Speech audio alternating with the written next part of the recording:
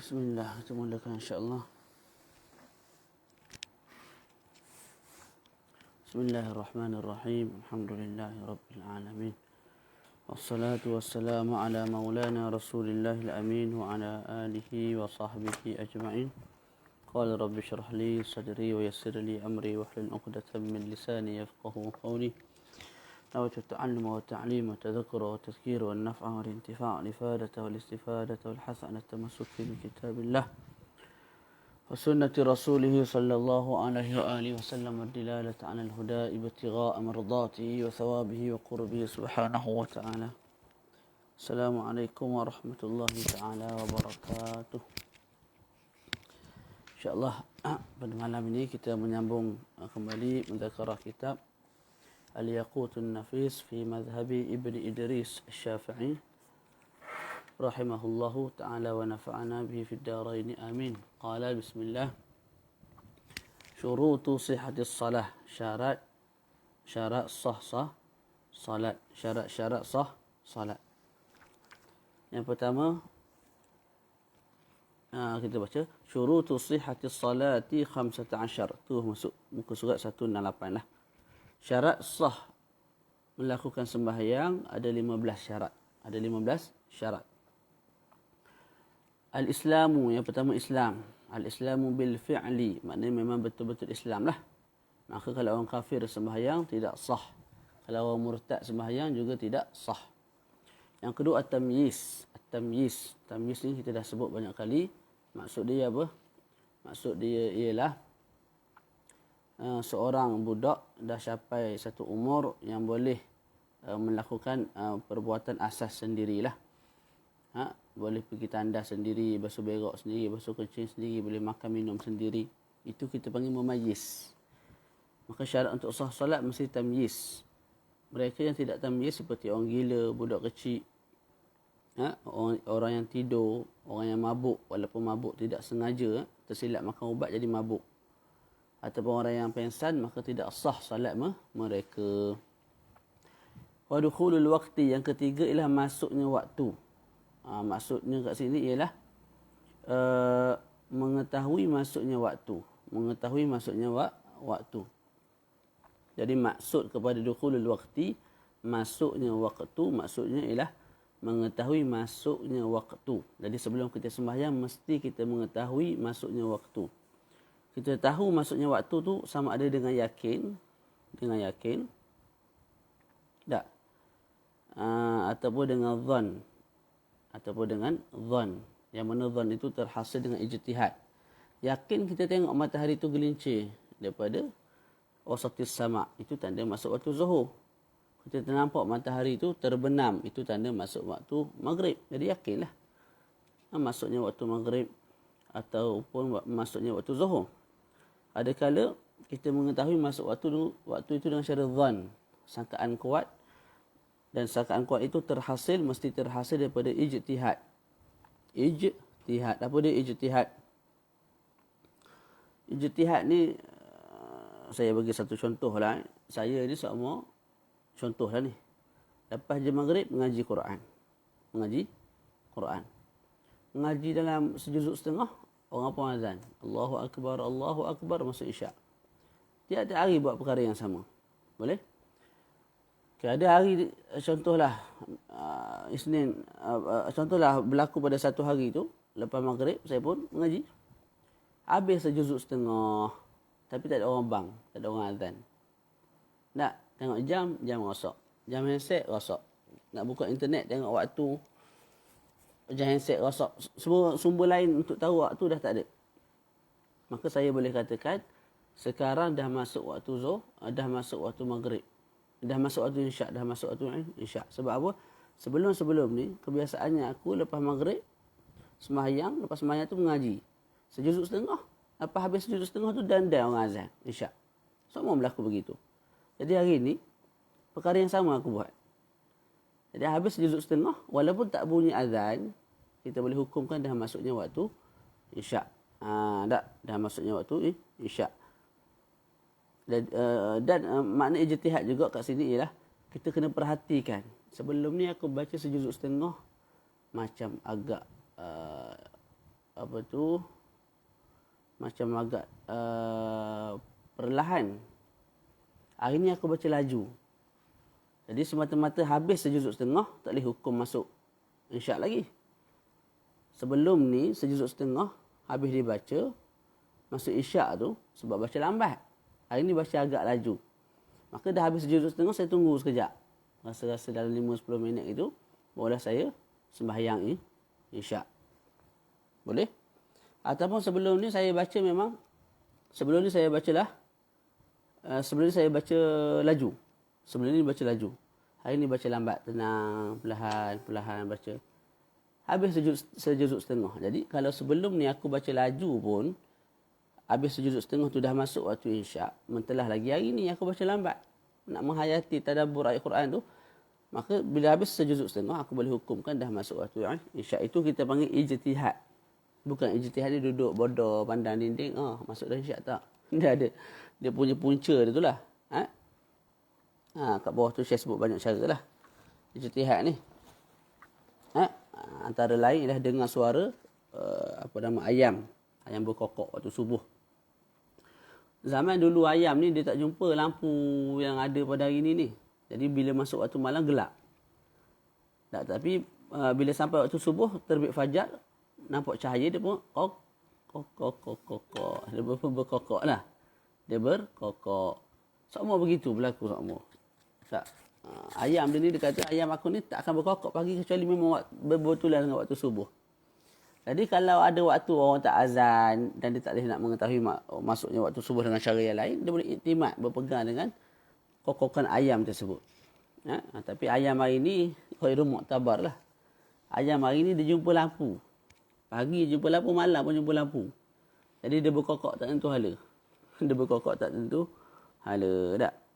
Jadi kokokan ayam pada hari ni wallahu alam, kena tengok balik. Mungkin sebahagian ayam masih boleh diambil iktimat, sebahagian ayam yang lain kokokan itu tidak menunjukkan masuknya waktu subuh. Itulah. Jadi cara mengetahui masuk waktu dalam kitab Syekh Mustafa ni disebut pertama dengan yakin, kedua dengan ijtihad. Kalau tak mampu ijtihad, barulah kita taklid. Taklid. Taklid. Boleh. Taklid ni makna pegang pandangan orang lain tanpa sebarang dalil. Kemudian kita katakan kalau orang tu tak tahu masuk waktu ke belum. Tak, contoh nak sembahyang zuhur. Dia pun sembahyang. Tawakal Allah. Lepas sembahyang, tak ada orang beritahu kamu sembahyang tadi berbetulan dalam waktu. Kita sebut sembahyang tidak sah. Sebab syarat ini ialah satu perkara yang mesti ada sebelum sembahyang dan kekal dalam sembahyang. Itu maksud syarat sah sembahyang. Mesti ada sebelum dan kekal dalam sembahyang. Jadi sekarang ni kamu nak sembahyang tu, tak ada tak syarat? Tak ada. Kamu tak tahu masuk waktu. Jadi kamu sembahyang. Sekalipun dalam waktu sembahyang tidak sah. Kena ulang balik lah. Boleh? Tu.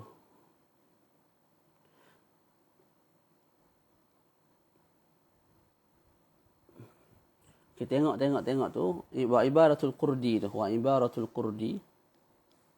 245. Baris kelima daripada bawah.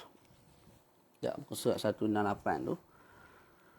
Ya, ni Hasyiah Qurdi ni. Hasyiah Qurdi. Al-Hawashi Al-Madaniyah. Syarah ke atas Ba Fadl. Syarah ke atas Ba Fadl.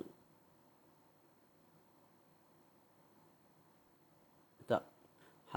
Al-Hawashi Al-Madaniyah. Syarah ke atas. Hasyiah ke atas. Syarah Imam Ibn Hajar ke atas. Muqaddimah Al-Hadramiyah. Tu.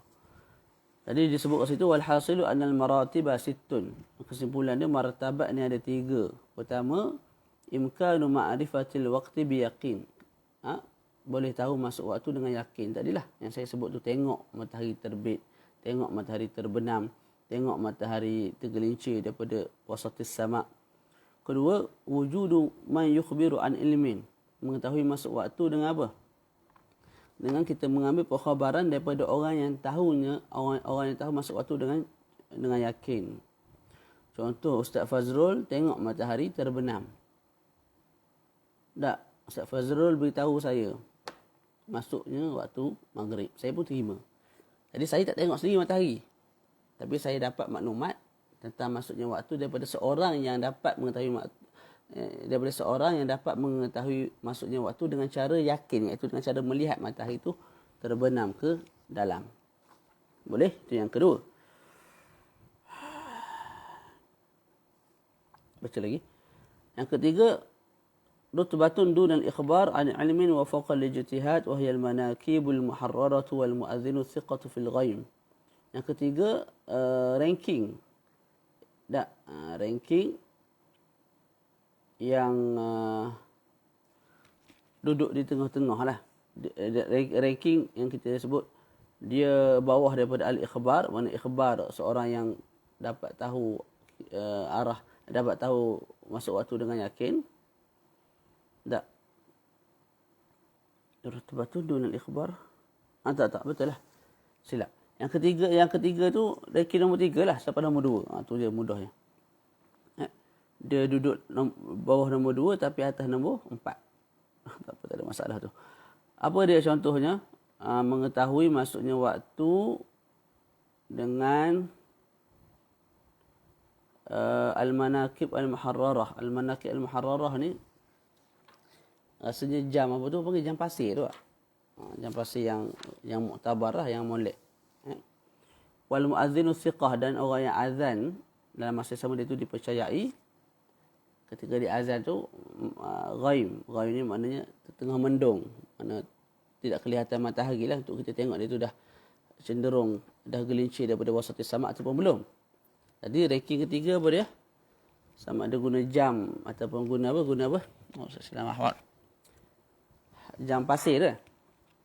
Lepas tu ataupun mendengar azan seorang yang thiqah, yang dipercayai ketika mana musim mendung. Itu ranking nombor 3. Nombor 4, boleh ijtihad daripada orang yang boleh melihat macam kita ni. Tak. Ijtihad maksudnya waktu. Ijtihad maksudnya waktu, tak ada saya dah terang secara ijtihad tu kan. Yang kelima, mampu ijtihad daripada orang yang buta. Tadi orang yang melihat. Yang keenam, ada muimkan ijtihad minal a'ma wal basir. Yang keenam, ijtihad tak boleh, tak erti ijtihad. Tidak mampu ijtihad sama ada daripada orang yang buta ataupun orang yang melihat. Dia memang orang panggil bodoh lah, tak erti nak ijtihad. Maka di sisi dalam Qurdi ni disebut ada 6 martabat. Fasahibul ula, golongan yang pertama, mana golongan yang dapat mengetahui masuknya waktu dengan yakin, dengan melihat matahari terbenam. Contoh, saya duduk di pantai, saya boleh tengok matahari terbenam dan saya tahu masuknya waktu maghrib. Maka saya diberi pilihan untuk pergi tengok matahari sendiri, tak, ataupun untuk saya mengetahui masuknya waktu dengan cara apa? Dengan cara mendapat perkhabaran daripada seorang yang melihat matahari terbenam. Tu.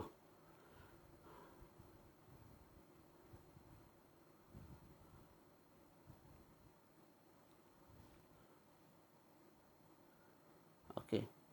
Kalau tak ada orang yang boleh bagi tahu saya matahari terbenam, tak, maka saya diberi pilihan untuk mengambil ranking yang pertama ataupun yang kedua ataupun yang ketiga. Tu.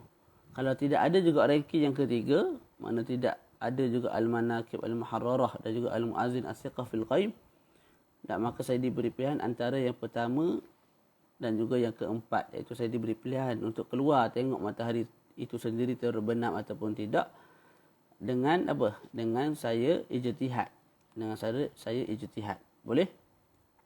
Jadi itu yang pertama. Fasahibul ula tu mana orang yang mampu mengetahui waktu dengan ijtihad, orang yang orang yang mampu untuk mengetahui masuknya waktu dengan cara yakin, dengan cara melihat matahari terbenam sebagai contoh untuk maghrib. Maka kita sebut dia diberi pilihan untuk ambil ranking yang pertama, maknanya dia tengok matahari betul terbenam. Tak. Ataupun yang kedua, dia dapatkan perkhabaran maksudnya waktu daripada orang yang tengok matahari terbenam. Kalau orang yang tengok matahari terbenam tak ada, tak, maka dia diberi pilihan untuk lakukan yang pertama Dan juga yang ketiga. Yang kedua dah tak ada dah tadi. Tak.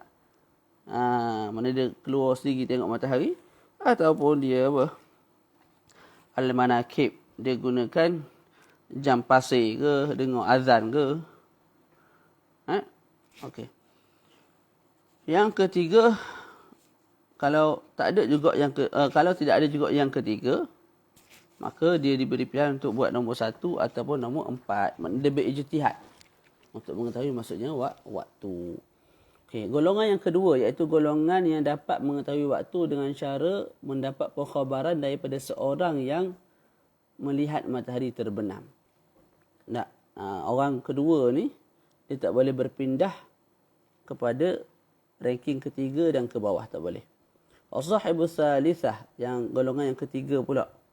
Golongan yang dapat mengetahui waktu dengan cara apa? Dengan azan orang yang siqah ketika cuaca mendung, ataupun dapat mengetahui waktu dengan cara jam pasir yang muktabar dan dipercayai, maka ia diberi pilihan antara ranking ketiga ataupun dia nak ijtihad turun ranking keempat, tidak ada masalah. Okey, golongan yang keempat yang boleh ijtihad, orang yang boleh melihat macam saya dan mampu ijtihad, tak, maka saya tidak boleh bertaklid. Saya tak boleh bertaklid. Golongan yang kelima iaitu orang yang buta dan mampu ijtihad. Dia buta tapi dia mampu ijtihad, maka dia diberi pilihan untuk berijtihad ataupun untuk taklid kepada orang lain. Yang keenam, golongan yang keenam iaitu golongan yang buta dan juga orang yang boleh melihat tapi tak mampu nak berijtihad. Mereka memang kena taklidlah kepada seorang yang siqah yang mengetahui tentang maksudnya waktu. Selesai. Boleh baca balik lah tu. Seterusnya syarat yang keempat, wal ilmu bi fardiyatiha. Al ilmu makna wal jazmu. Kita kena jazam akan kefarduan sembahyang. Akan kefarduan sembahyang, nak sembahyang zuhur. Tak, kita i'tiqad ia sunat, sembahyang kita tidak sah walaupun kita buat 4 rakaat, cukup syarat, cukup rukun yang lain. Bila kita i'tiqad ianya sunat, tidak sah. Jadi nak sembahyang zuhur, nak sembahyang asar, kita i'tiqad ianya fardu, barulah sembahyang kita sah. Boleh? Tak sah juga kalau kita taradud, zuhur ni fardu ke sunat? Begitu juga tidak sah kalau sembahyang. Yang kelima, an la ya'taqida fardan min furudiha sunnah. Ini ada perincian lah. Yang kelima ni apa? Hendaklah seseorang itu tidak beriktikad satu fardu secara khusus daripada fardu sembahyang itu sebagai sunat. Sebagai sunat. Boleh?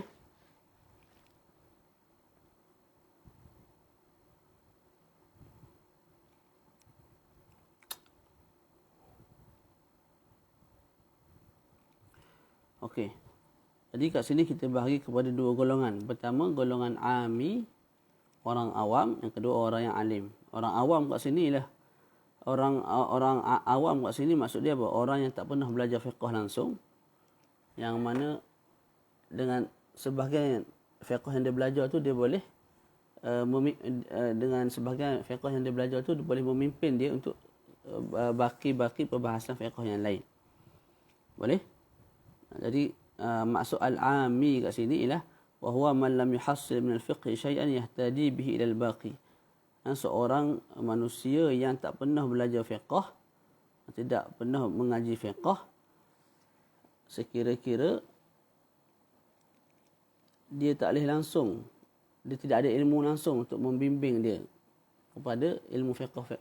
Nak sebut lagu mana? Wa huwa man lam yuhassil min al-fiqh syai'an. Orang yang amil lah, orang yang tak pernah belajar fiqh, yang boleh membimbing dia kepada masail-masail perbahasan-perbahasan fiqh yang lain. Orang alim, orang macam kita ni, pernah belajar fiqh sikit. Dengan apa yang kita belajar tu, kita boleh bimbing diri kita sendiri untuk faham masalah-masalah fiqh yang lain yang mudah-mudah lah. Tak. Jadi itu makna ami dan juga makna alim. Jadi kat sini an la ya'taqida, dia punya fa'il ialah al-ami. Hendaklah tidak beriktikad seorang ami itu, hendaklah tidak percaya oleh seorang ami itu satu fardu daripada fardu sembahyang itu sebagai sunat. Contoh, orang tu ami, dia iktikad rukuk itu sunat. Rukuk ke berapa? Kita tanya dia, rukuk yang kedua. Rukuk rakaat yang kedua ataupun semua rukuk dalam 4 rakaat zuhur. Ketika itu sekalipun dia buat rukuk, sembahyang dia tidak sah. Sekalipun dia buat rukuk, sembahyangnya tidak sah. Lepas tu dia nak i'tiqad apa ustaz? Dia i'tiqad semua sekali fardu. Sama ada yang fardu, sembahyang ni ada fardu, ada sunat. Okey, dia i'tiqad semua benda tu fardu. Yang sunat pun dia i'tiqad fardu, yang fardu pun dia i'tiqad fardu.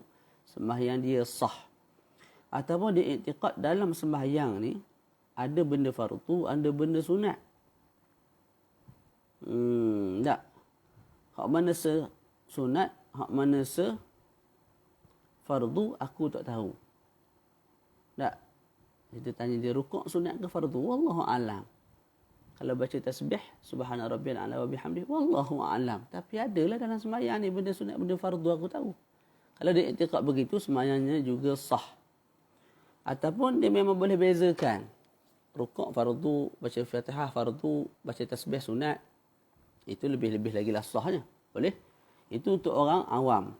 Jadi orang awam, ammi yang setelah saya sebutkan maknanya, mereka kalau i'tiqad salah satu rukun secara khusus sebagai sunat, maka sembahyang tidak sah sekalipun dia buat. Kalau dia i'tiqad satu rukun, contoh dia i'tiqad sujud ni ada yang sunat. Kita tanya rakaat ke berapa? Wallahu alam rakaat ke berapa. Dia tidak tentukan secara khusus. Yang tu sah sembahyang. Yang tak sah, sujud rakaat kedua ataupun sujud 4 rakaat tu. Tak. Ketika itu tidak sah, boleh. Okey. Adapun orang yang alim mesti tak nak bezakan antara perkara yang rukun dan juga sunat secara tafsil lah. Kalau tak boleh bezakan, sembahyangnya juga tidak sah. Okey. Itu pun menurut sebahagian lah.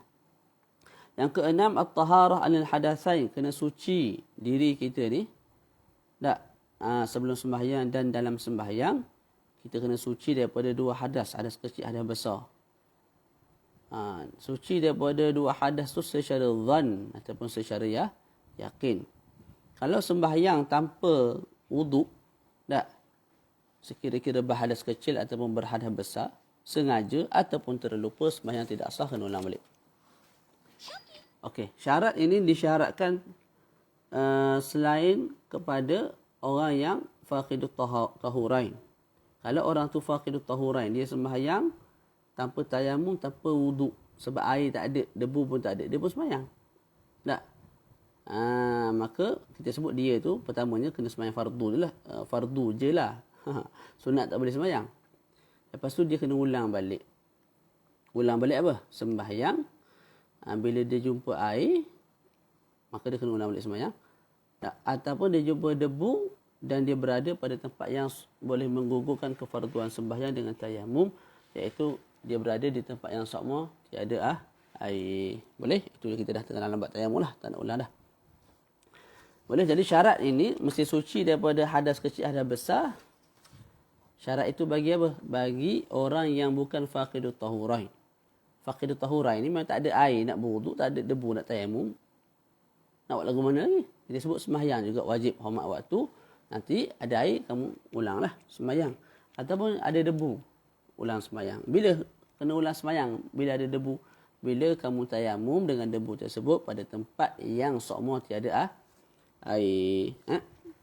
Adapun kalau kamu berada di tempat yang sokmo ada air, di sebelah kepada setahun, ataupun tempat yang yastawil amran, maka tak perlu ulang sembahyang. Sebab kalau ulang pun kena ulang balik, kena qada balik. Tidak menggugurkan salat itu dengan tayamum.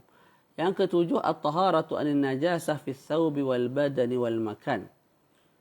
Syarat yang ketujuh, mesti suci badan kita ataupun mesti suci daripada najis. Najis yang macam mana? Najis yang tidak dimaaf oleh syarak. Najis yang tidak dimaaf oleh syarak. Boleh? Adapun najis yang dimaaf oleh syarak, maka tidak disyaratkan suci sebelum kita sembahyang. Ianya najis tapi dimaaf oleh syarak. Maksud dimaaf ni, kalau sembahyang pun sah. Berapa najis yang dimaaf oleh syarak ni? Banyaklah, dekat 50 lebih. Kat bawah tu Syekh Mustafa ada tulis, boleh baca lah tak? Baca sesekali panjang pula. Tu. Antaranya, kita baca sikit. Seseorang tu istinja dengan batu. Bila istinja dengan batu, kita sebut asar najis tu masih ada. Asar yang tak boleh dihilangkan kecuali dengan air. Tak, masih ada. Maka itu dimaaflah. Lepas tu air kencing. Dan juga tahi bagi zubab, bagi lalat. Darah bagi binatang yang tidak ada darah mengalir. Seperti darah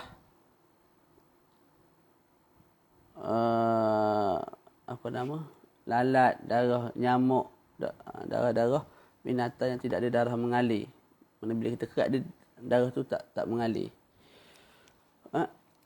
Dan banyak lagi lah darah-darah yang dimaaf ataupun najis-najis yang dimaaf. Jadi yang dimaksudkan kat sini mesti suci daripada najis. Ada masa insya-Allah kita akan baca kitab Fathul Jawad, syarah kepada Manzumah Ibn al-Imad dalam bab apa? Syarah najis-najis yang dimaaf. Insya-Allah lah kita buat daurah dalam berapa kali baca khatam insya-Allah, 10 kali ke 7 kali ke.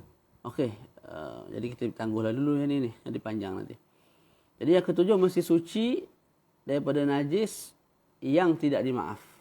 Adapun najis yang dimaaf tidak ada masalah untuk kita tidak suci daripadanya ketika mana kita sedang solat. At-taharatu an-najasah fi thawb, pada pakaian. Mesti suci daripada najis. Apa pakaian ni yang saya pakai ni? Kopiah. Tak. Ataupun benda yang saya pikul. Contoh saya pakai ridak. Ridak tu saya tak pakai, saya letak atas bahu. Itu juga dianggap sebagai pakaian yang mesti suci daripada apa? Daripada najis. Sekalipun pakaian itu tak bergerak dengan saya ketika mana saya sedang salat. Ridak saya tu saya letak atas ni dan ridak tu panjang. Jadi hujung ridak ada kat tanah. Dia tak bergerak ketika mana saya bergerak. Saya rukuk sujud, yang bergeraknya ridak yang duduk kat badan saya. Ridak yang jatuh kat bawah, hujung dia tu, ekor dia tu ada di tanah, yang tu tak bergerak. Yang tu pun kena suci daripada najis. Tak, sebab saya pikul dia punya punca ataupun sebahagian daripada ridak tu. Tapi kalau ridak tu saya hamparkan, saya pijak. Tak, maka kalau saya pijak tempat yang suci, saya sujud tempat yang suci, hujung ridak bahagian depan tu ada najis, tak ada masalah. Sebab saya pijak dia, saya bukan pikul. Boleh?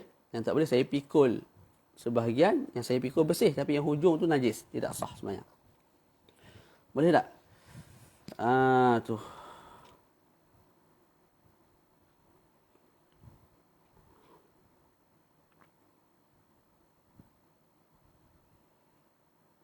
Jadi yang mesti suci bagi pakaian ialah pakaian yang kita pakai. Lepas tu ridak yang saya tanggung, walaupun hujung ridak tu tak bergerak dengan diri saya, hujung ridak tu juga mesti bersih, tak ada najis. Dan setiap perkara yang bersentuhan dengan pakaian tu boleh. Tu boleh. Saya pakai pakaian apa nama?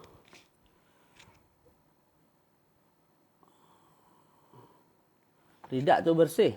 Tak, ridak yang saya pakai tu bersih. Nak buat contoh lagu mana? Kullu mulakin lidzalika al-malbuh, dan setiap perkara yang bersentuh dengan pakaian yang kita pakai.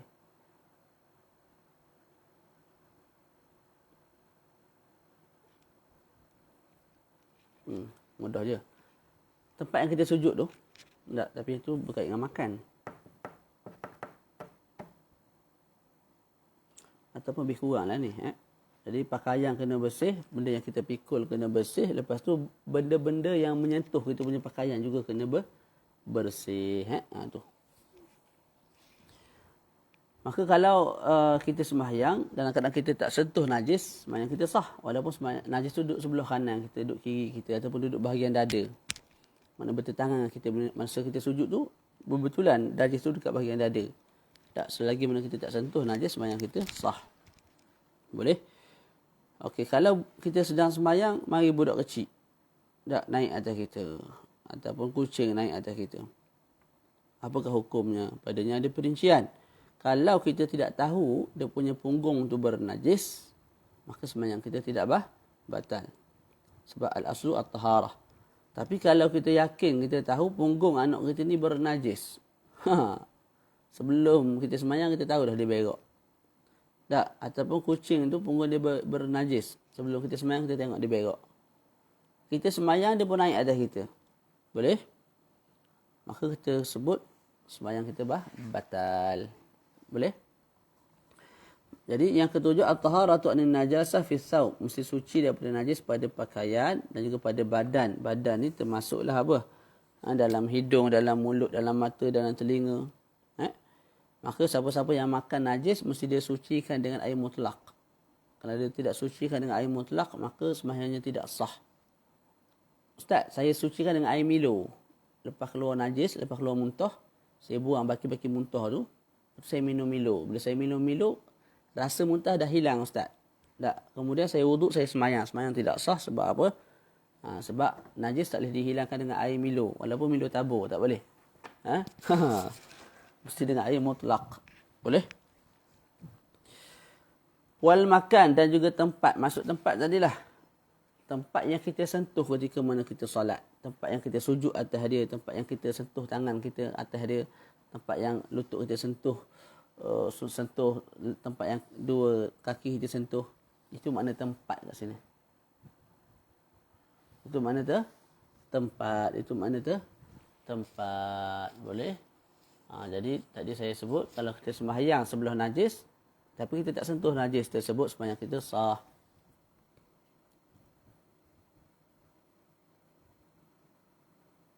Kalau mikrofon yang wayar panjang yang kita pakai, kalau jadi imam, lepas tu dekat wayar tu ada najis, macam tahi cicak, sah tak sembahyang? Allah alam.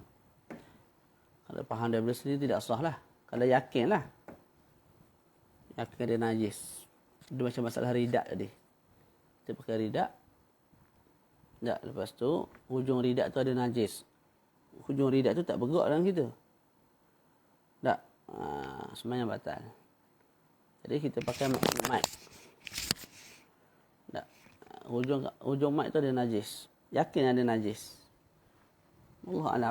Maksudnya tidak sah lah. Qiyah ke atas masalah ridak tersebut. Tapi kalau tak yakin, biasanya orang tak yakin, orang tak ada nak cek je. Sebelum sembahyang cek dulu.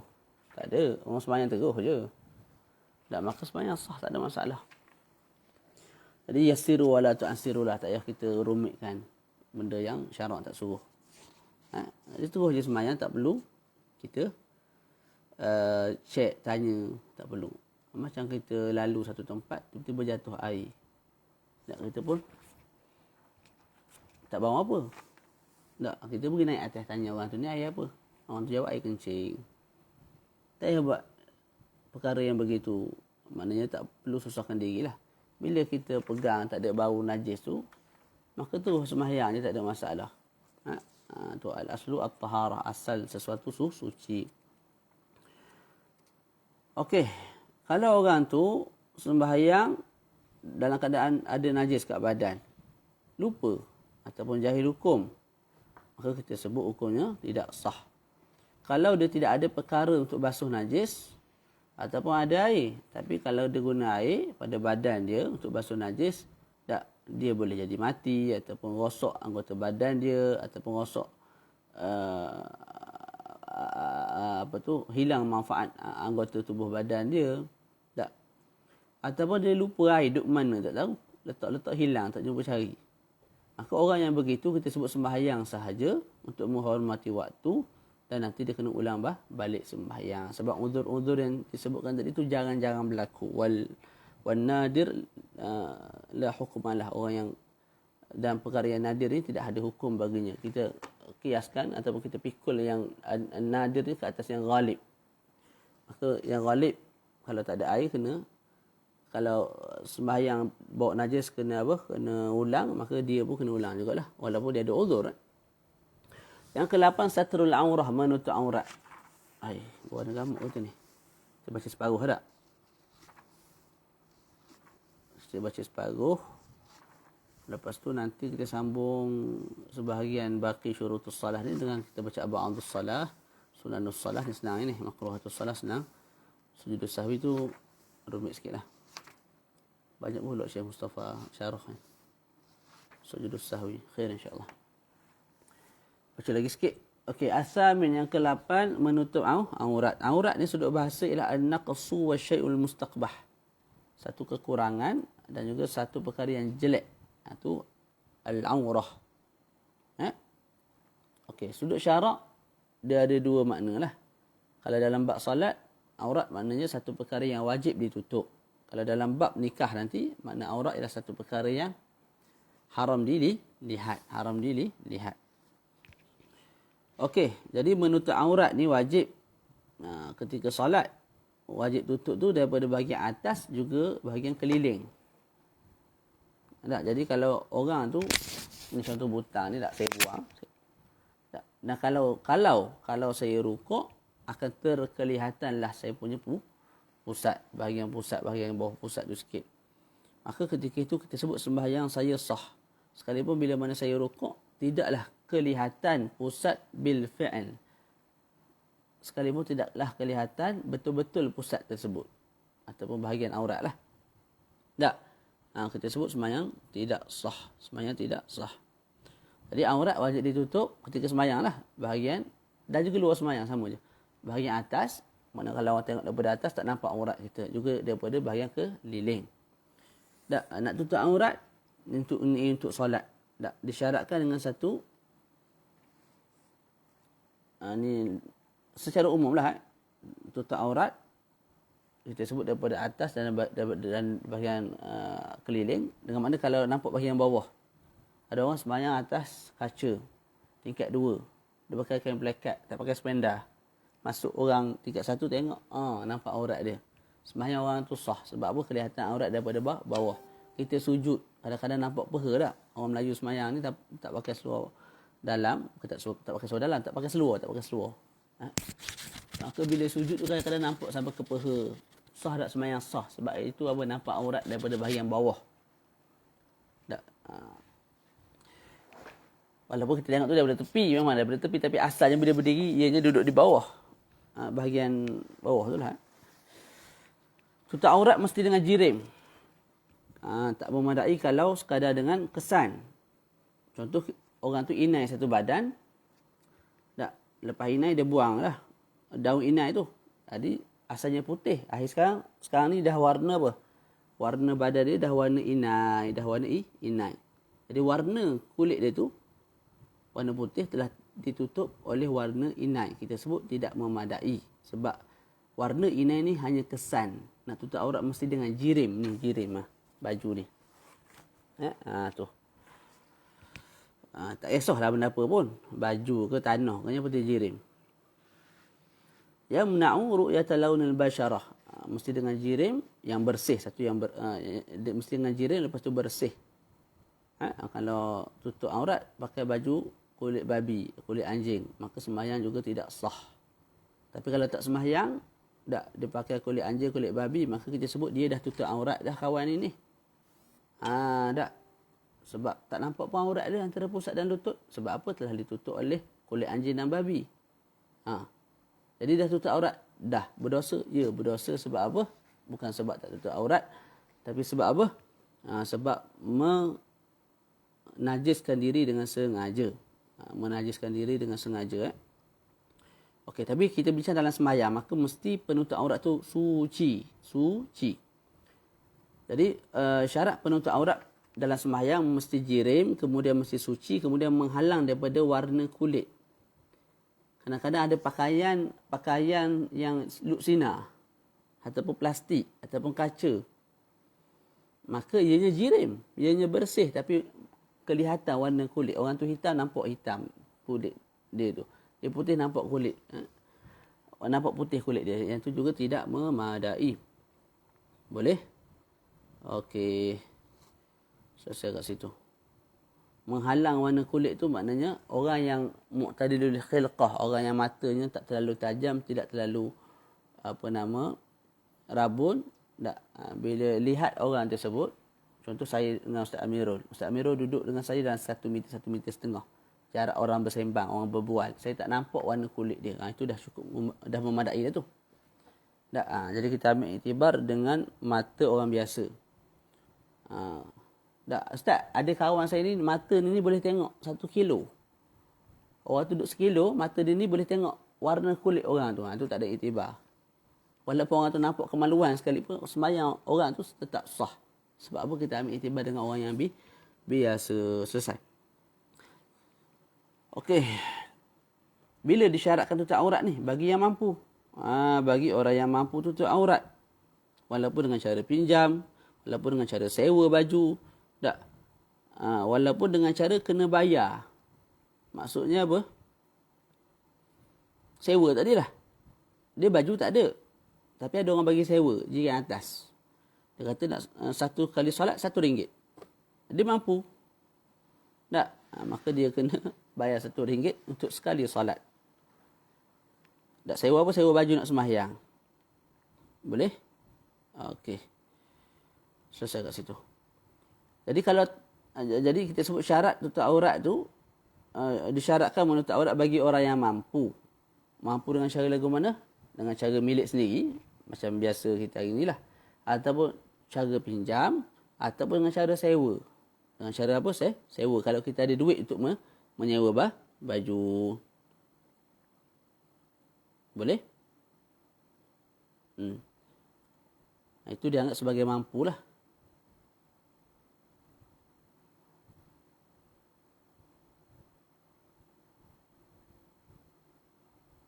Boleh? Kalau tak mampu, maknanya baju sendiri pun tak ada, nak pinjam pun orang tak bagi, nak menyewa pun pitih tak ada. Tak.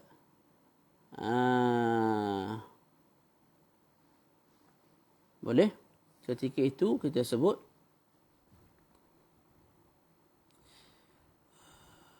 wajib sembahyang walaupun dalam keadaan telanjang. Tak. Dan ketika itu sembahyanglah dengan menyempurnakan rukuk dan sujud. Kawan tu sembahyang telanjang, sujud macam biasa, rukuk macam biasa. Mana tak perlu buat isyarat lah. Buat macam biasa, sembahyang macam biasa. Dan tak perlu ulang. Tak perlu ulang. Boleh? Sebab apa? Li'annahu uzrun 'am, kerana ianya uzur yang umum ataupun uzur yang nadir tapi daim. Daim ni maknanya berterusan dengan seseorang seperti istihadah.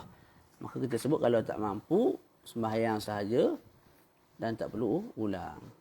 Tadi kalau at-taharah ada najasah tu, tak kita sebut kalau tak mampu nak bersihkan pakaian apa semua tu, sembahyang juga hormat waktu, tapi kena ulang sebab uzur tadi uzur yang nadir, sekarang uzur yang am, yang umum.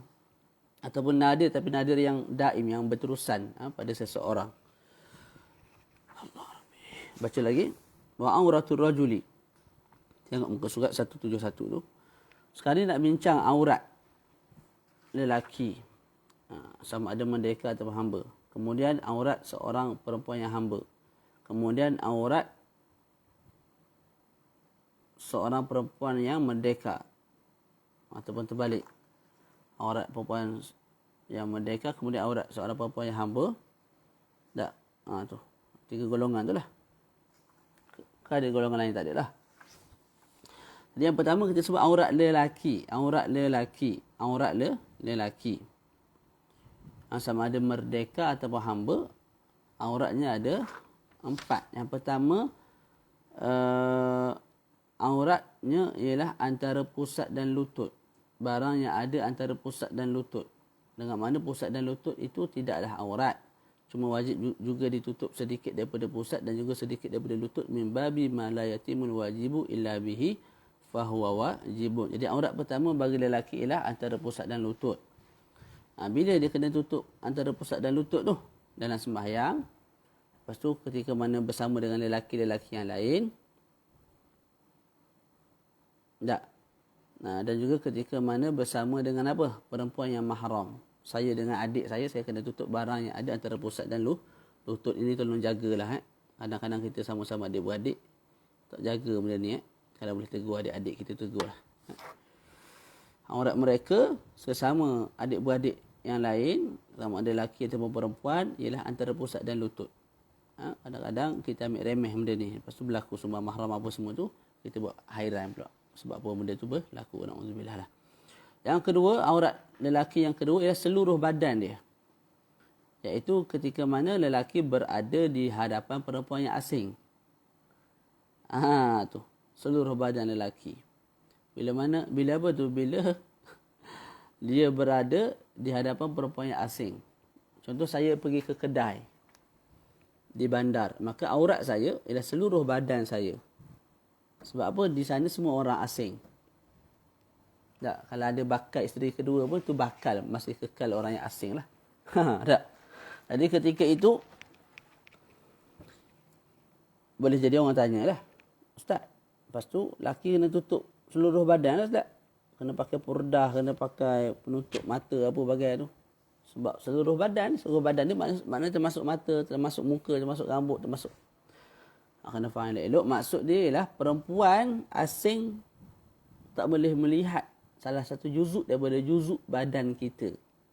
Rambut kita dia tak boleh tengok. Bulu kening tak boleh tengok. Mata kita dia tak boleh tengok. Pipi kita sama ada gebu ataupun tak gebu. Dia tak boleh tengok. Haram. Kalau tanpa hajat. Itu maksud dia. Bukanlah maksud kita wajib tutup. Pakai purdah. Lepas tu pakai pula penghadang kat depan ni supaya orang tak nampak mata. Bukan itu maksud dia. Boleh? Tu kena faham dengan baik tu. Okey, jadi maksud seluruh badan lelaki tu aurat nisbah kepada perempuan asing, maknanya perempuan asing tu haram melihat satu juzuk daripada juzuk badan lelaki yang asing. Tanpa hajat lah. Kalau ada hajat kita berniaga, mengajar, tak ada masalah. Aurat yang ketiga bagi lelaki sama ada merdeka ataupun hamba ialah ketika mana ialah dua kemaluan, depan dan belakang. Dan ketika mana sedang khalwah, sedang duduk seorang. Dan dia boleh buka lah kemaluan depan dan belakang tu kalau ada hajat, walaupun hajat yang sedikit. Contoh rumah dia panas, dia pun telanjang bulat tidur, tidak ada masalah. Dia nak mandi wajib ataupun dia nak mandi, dia buka kemaluan depan, kemaluan belakang, tidak ada masalah. Tak? Tu. Boleh dia nak sapu rumah, takut kotor, spenda dia. Dia pun buka dia punya spenda, sapu. Keadaan telanjang bulat, ikut mu tak ada masalah. Yang penting ada hajat walaupun sedikit. Kalau tanpa sebagai hajat kena tutup. Walaupun kita seorang diri kena tutup bahagian kemaluan depan dan belakang. Itu bagi lelaki.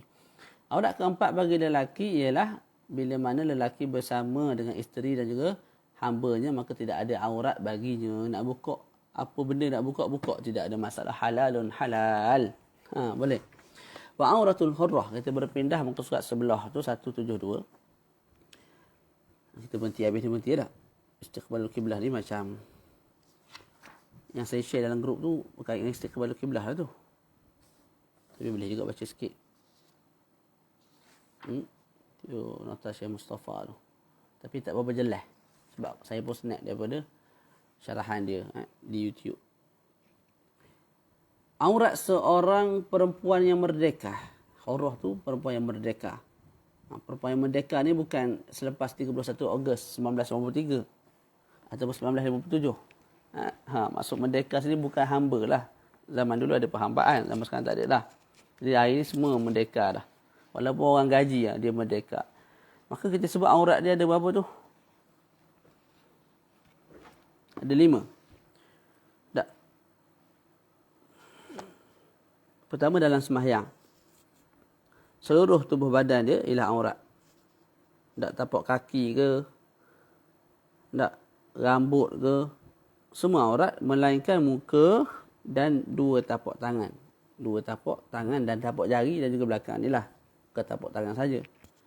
Tak, tapak tangan dan juga muka boleh dibuka ketika menasah salat. Cuma diingatlah, muka ialah antara tempat kebiasaan tumbuh rambut sehingga hujung dagu daripada kuping telinga ni sehingga kuping telinga ni. Tak, itu muka. Yang tu boleh dibuka ketika mana salat. Cumanya nak tutup yakin bahagian selain daripada tu aurat lah. Tak, jadi nak tutup yakin bahagian aurat, kita kena tutup sedikit bahagian muka. Boleh? Tangan. Pergelangan ni dah aurat. Tapak dengan tapak tangan, tapak jari ni bukan aurat. Tak, maka bila pergelangan ni aurat, kita tutup sikit bahagian yang tidak aurat.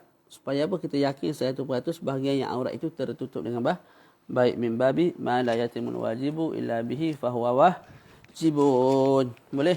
Itu yang pertama. Yang kedua, aurat perempuan yang kedua apa dia? di luar sembahyang bila berada di hadapan perempuan asing. Boleh? Seluruh badan, begitu juga muka dan dua tapak tangan. Ini pandangan yang muktamad di sisi Imam Ramli dan juga Imam Khatib Syirbini. Ha? Seluruh badan. Seluruh badan ni maknanya dengan mata-mata pun kena tutup. Boleh. Ustaz tak nampak lah kawan tu. Tak pakailah penutup yang agak jarang. Kebahagiaan mata tu yang menyebabkan dia boleh tengok jalan untuk dia berjalan. Itu pandangan apa yang dipegang oleh Imam Ramli, Imam Khatib. Berbeza dengan Imam Ibn Hajar. Syekh Mustafa Kamal kat bawah tu, Syekh khabar pandangan Imam Ibn Hajar ni lebih power, lebih padu. Dan berbetulan dengan pandangan mutaqaddimi ashabina, dengan ashab Imam Syafi'i yang terdahulu. Iaitu apa? Aurat seorang perempuan di luar sembahyang bila mana berada di hadapan perempuan asing ialah seluruh tubuh badan kecuali muka dan tapak tangan. Maknanya auratnya sebiji macam ketika sedang solat. Itu di sisi Imam Ibn Hajar Al-Haytami rahimahullahu ta'ala. Aurat yang ketiga bagi perempuan yang merdeka ialah bila mana mereka berada di hadapan perempuan yang kafirat. Perempuan yang kafir. Tak. Begitu juga perempuan yang tak kafir. Cuma fasik, jahat. Maka aurat mereka ialah bahagian-bahagian yang tidak kelihatan ketika mana sedang bekerja. Ibu kita basuh pinggan kat dapur. Pakai tudung. Tak. Jadi nampak muka, nampak kepala, nampak tengkok. Pakai baju, pakai ustaz. Baju lengan panjang, lengan pendek biasanya tak. Jadi nampak bahagian hujung ni sampai ke siku tak. Lepas tu kaki, tak. Kadang-kadang nak basuh baju ke apa, dia pulas sikit dia punya kain tu sampai nampak betis. Betul tak? Tu. Jadi bahagian yang kelihatan ketika mana perempuan bekerja kat sini maksud di rumah lah, bukan di luar. Di luar kena tutup aurat. Tak? Bahagian yang kelihatan ketika mana perempuan bekerja di rumah, itu tidak dianggap sebagai aurat. Ketika mana perempuan tu berada di hadapan perempuan yang kafir ataupun perempuan yang beriman tapi fasik, jahat. Boleh? Adapun bahagian yang tak dibuka, bahagian dada, bahagian bahu, bahagian perut, bahagian peha, bahagian kemaluan, bahagian lutut, yang tu tak dibuka lah.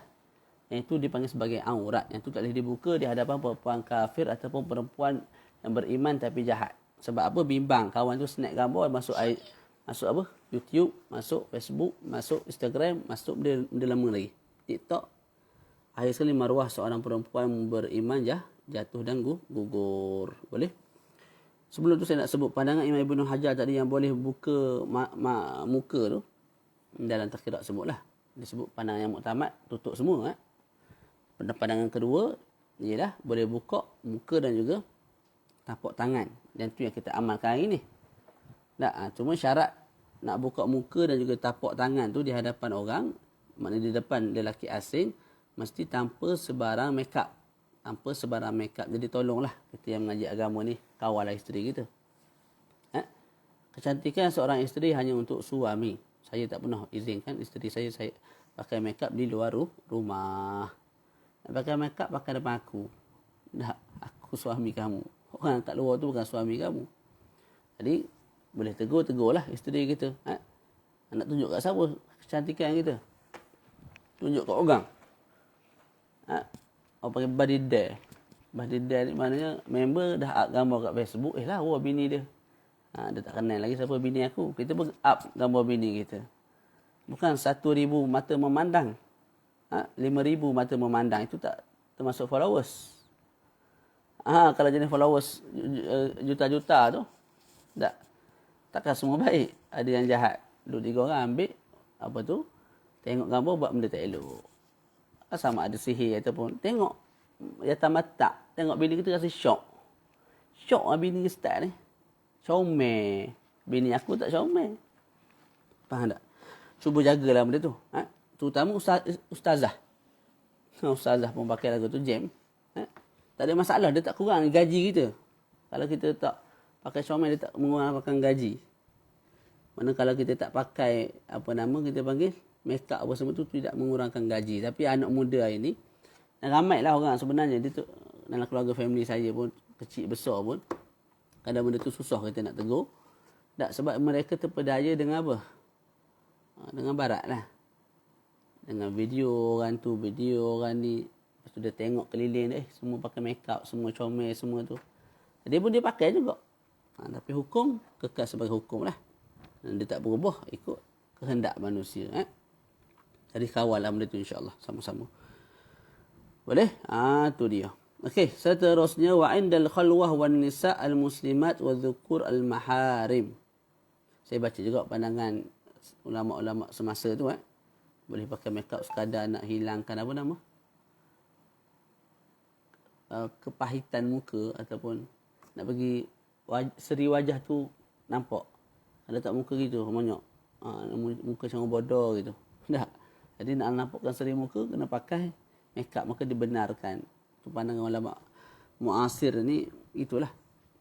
Kita di zaman fitnah ni tak ada keperluan pun kita nak pakai tu, tak payah pakailah. Melainkan ada keperluan. Keperluan tu tentulah mungkin berkait dengan gaji ke, kalau tak pakai gitu kena buang kerja, tak ada kerja lain lah. Itu bolehlah kita sembang belakang. Hukum apa semua tu nak ambil pandangan muasarah. Tapi kamu pakai, tak pakai, gaji masuk macam biasa. Hidupan kamu okey macam biasa.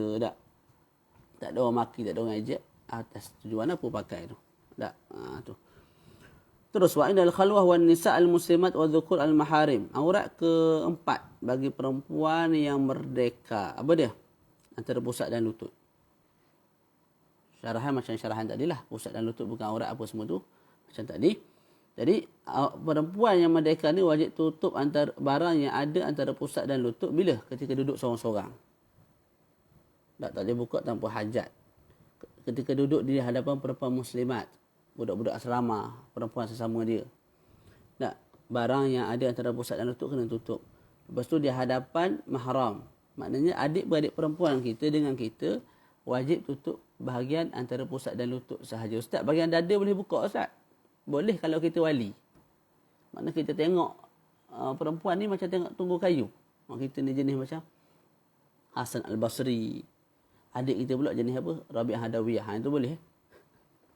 Tapi kalau kita bukan macam tu, dan memang kita bukan macam tu, hari ni tak ada orang dah macam tu. Tak. Maka adik kita wajib tutup bahagian dada dia. Kakak kita pun sama. Mak kita pun sama. Mak mertua kita pun sama. Mahram kita lah. Tak. Atas dasar aurat tak. Tapi atas dasar menimbulkan fitnah kepada kaum lelaki. Walaupun ayat sendiri. Ini tolong jagalah. Tak. Kan ambil hukum ni. Buka sana, buka sini. Ayat sekali. Pening adik duduk dalam bilik. Aduh. Mana pula kakak aku gila benda. Kakak aku hari ni. Nak marah tak tergamak. Adik pun belajar juga fiqh. Tu. Dia kena faham dengan baik tu. Boleh? Ataupun ulama sebut. Ginilah. Ada duit jatuh. Mak kita pun tunduk. Ambil barang. Kelihatan lah apa yang tak sepatutnya tu. Kakak kita baru beranak menyusu anak. Kita pun lalu tepi dia nampak bahagian dada dia. Itu tak ada masalah. Sebab apa buka aurat. Itu maksud dia. Bukan maksud dia kena buka. Tayang kat orang. Tak boleh Tu tak, satu tak ada maruah lah. Yang kedua kalau menimbulkan syahwat memang hukumnya haram. Seterusnya aurat bagi perempuan ni bersama isteri, bersama suami, tidak ada aurat baginya. Tidak ada aurat baginya. Suami nak tengok kemaluan isteri pun tidak ada masalah. Cuma makruh kalau tak silap. Kalau tengok bahagian dalam kemaluan hukumnya lebih makruh. Tapi haram tidak haram. Kahwin tengoklah, kalau nak tengok tidak ada masalah, tidak haram tak. Daripada tengok benda haram yang lain, isteri orang lain, tak baiklah tengok benda yang halal. Allah Ta'ala jadikan di dunia ni perkara yang halal, perkara yang haram. Kita mampu buat yang halal, buat yang halal lah. Wa auratul amah, aurat seorang perempuan yang hamba. Amah ni hamba, bukan orang gaji daripada Indonesia. Kita panggil amah juga tak? Sebahagian orang panggil amah. Bukan tu. Itu orang gaji tu merdeka tu. Amah ni memang hamba sungguh. Maka aurat hamba perempuan ada berapa? Ada 5. Pertama, antara pusat dan lutut dia bila mana sedang salat. Dan juga di hadapan mahram dia. Sama ada lelaki ataupun perempuan. Antara pusat dan lutut. Maknanya Ustaz, kalau dia salat tak tutup bahagian dada, sah-sah. Kalau dia solat depan ajnabiyah, depan orang asing, depan lelaki asing, kita sebut kena tutup bahagian dada dan seluruh tubuh badan kamu lah. Tak. Sebab apa? Bukan sebab itu syarat sah salat. Sebab syarat sah solat kena tutup aurat. Aurat kamu antara pusat dan lutut sahaja. Tapi kamu wajib tutup tu sebab ianya aurat depan lelaki asing. Kena bezakan dia punya pandangan, sudut pandang tu. Yang kedua, seluruh badan perempuan tu. Bila hamba perempuan tu berada di hadapan lelaki asing. Lelaki asing. Maka kena tutup seluruh tubuh badan sehingga kan muka dan juga mata dan juga tapak tangan. Seterusnya, hamba perempuan yang beriman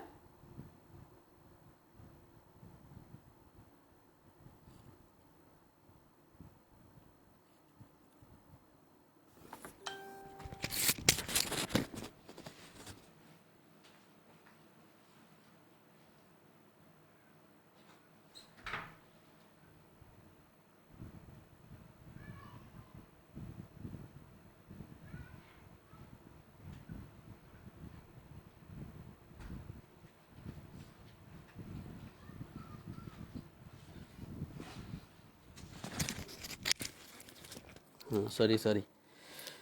Okey. Hamba perempuan bila mana berada di hadapan perempuan yang kafir ataupun perempuan yang beriman tapi fasik, maka sama macam tadi lah. Macam perempuan yang merdeka tadi. Auratnya ialah bahagian yang tidak boleh dibuka ketika mana sedang bekerja di rumah. Seterusnya, bila mana seorang hamba perempuan tersebut duduk seorang diri, maka auratnya kat sini sebut as-sawatan. As-sawatan. Kemana-mana depan, kemana-mana belakang. Sahaja.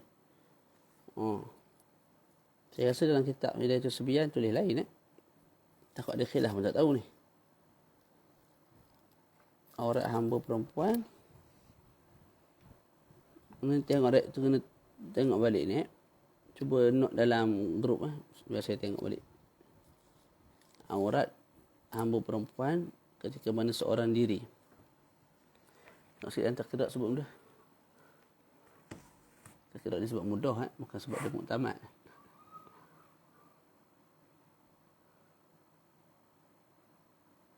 Kamu nak tengok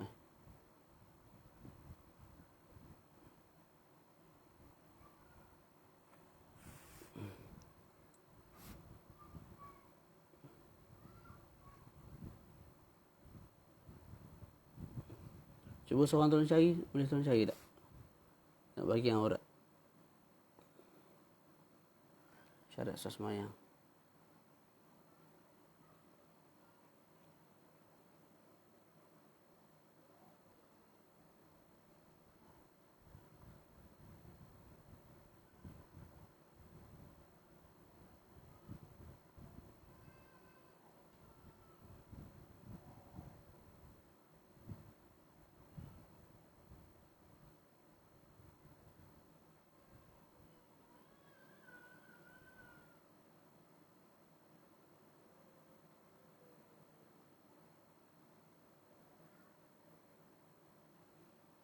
Ketika khalwat dua kemaluan saya baca dah Subiyan tulis lain. Saya ngajar kitab tu kat Mahat ni. Masalah lah. Jadi aurat hamba tadi bila duduk seorang diri ialah as-sawatan.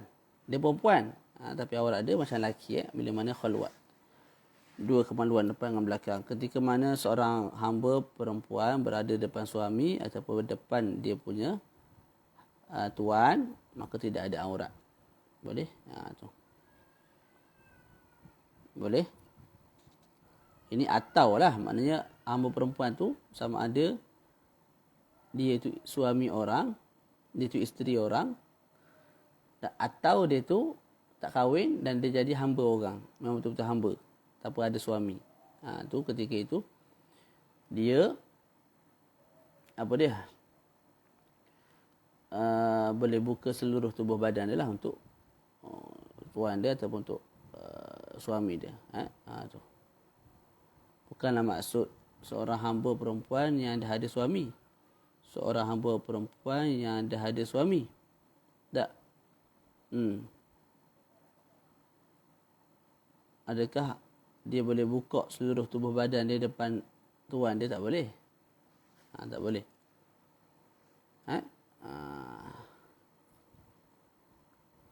Boleh. Aurat dia apa? Tak ingat pula dah. Aurat seorang hamba yang dah berkahwin. Depan tuannya rasanya seluruh badan juga. Allah Alam. Kena tengok balik. Okey, yang terakhir dia sebut kat sini, kalau kita sedang solat, tiba-tiba angin datang tolak kain pelekat kita, maka ternampaklah aurat. Apakah hukumnya? Mudah je. Kalau kita tutup segera. Segera tu kadar mana? Sebelum berlalu kadar subhanallah. Subhanallah 3 saat. Sebelum berlalu 3 saat, kita dah tutup balik angin yang kain yang terbang tu, maka sembahyang kita sah. Kalau lebih daripada kadar tu baru kita tutup, sembahyang kita batal.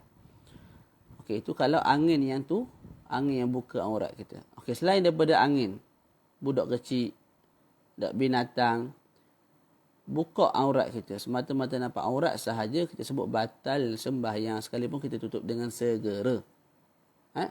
Tu. Itu pun ada khilaf lah tu. Sebahagian kata sama je macam angin kalau budak kecil tu. Istiqbalul qiblah, ni macam panjang pula bincang ni. Kita berhenti tak? Kita berhenti. 3-4 muka ambil Syekh Mustafa syarah. Nanti kita sambung yang ke-9. Dia ada berapa? Dia ada 15. Kita baca 8 dah. Jadi yang ke-9, 10, baki lagi 7 lah. Tak. Dia yang panjang sikitnya istiqbalul qiblah tu lah. Jalan itu pendek je, taklah terlalu panjang. Okey, insya-Allah. Lepas tu kita akan terus masuk kepada aba'adus salah, sunat-sunat aba'ad dalam sembahyang. Tak apalah, saya dah cek dah tadi. Okey. Lepas tu itulah insya-Allah. Jadi akan datang ni hari apa? Hari Ahad lah. Hari Ahad insya-Allah. Kalau sempat kita baca sampai aba'adus salah. Kalau sempat lagi kita baca sampai sunanus salah. Boleh? Allahu a'lam bis-shawab. Ada soalan tak? Bagus sangat kitab ni.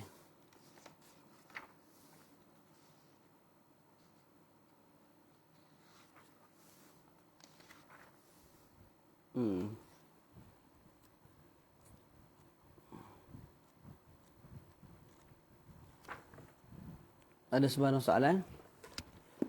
Kita berhentilah tak? Sejam suku padahal. Nanti saya tulis balik lah kot benda yang saya post dalam grup tu, sebab tak jelas tu. Keadaan-keadaan menghadap kiblat bila mana sembahyang solat sunat dalam kenderaan. Dia ada syarat-syarat tertentu dan dia ada perincian yang panjang mengenai itu. Jadi kita tangguh dulu lah insya-Allah. Ada sebarang soalan? Tak ada. Okey, cukup sekadar tu. Wa sallallahu ala sayyidina Muhammad wa ala alihi wa sahbihi wa baraka wasallam. Ada soalan, Ustaz, bagaimana kalau ada telekung putih yang jarang sehingga menampakkan warna kulit, maka tidak boleh digunakan layar untuk solat? Ya, tak boleh. Sebab apa nampak warna kulit? Tapi macam saya sebut tadi lah, nampak warna kulit tu macam mana? Kalau kita ambil kain tu, kita tengok macam ni. Memang ada, bukan satu dah, banyak juga pakaian kat rumah kita tu. Kalau kita ambil dia, kita buat lagu ni, kita nampak warna kulit kita. Dia bukan gitu cara kita nak ambil iktibar. Yang kita nak ambil iktibar, yang memberi mudarat ialah kalau kita duduk jarak bersembang 1 meter, 1 meter setengah. Tak, dalam jarak tu kita nampak warna kulit. Mana contoh, depan saya Ustaz Amirul, Ustaz Hakim. Duduk 1 meter, 1 meter setengah. Dia nampak warna kulit sebalik daripada baju saya. Ustaz, saya nak tahu warna kulit Ustaz. Warna, memanglah ni muka aku. Tak, bukan masuk sini ni, dalam ni. Nampak tak warna kulit saya? Tak nampak. Betul tak? Tu dah memadai lah. Walaupun kalau dia pergi depan sikit, dia tengok. Nampak. Kekal kita sebut sembahyang sah.